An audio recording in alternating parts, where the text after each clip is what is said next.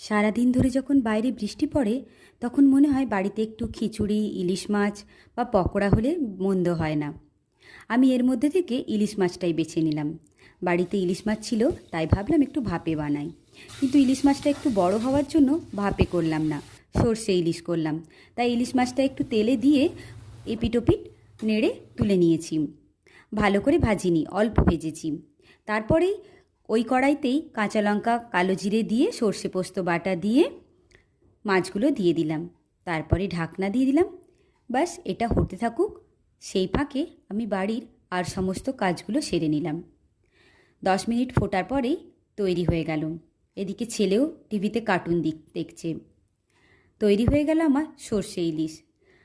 গরম গরম ভাতের সাথে এই রকম সর্ষে ইলিশ খেতে দারুণ লাগে। আর তার সাথে যদি একটু ইলিশ মাছের তেল হয় আর ডিম থাকে, সেটাও কিন্তু মন্দ হয় না। তাই একটু ডিমও ভেজে নিয়েছি আর ইলিশ মাছের তেলও নিয়েছি।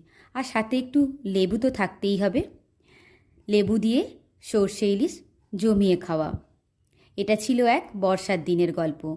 সবাই খুব ভালো থেকো, আরও অনেক গল্প নিয়ে আসবো।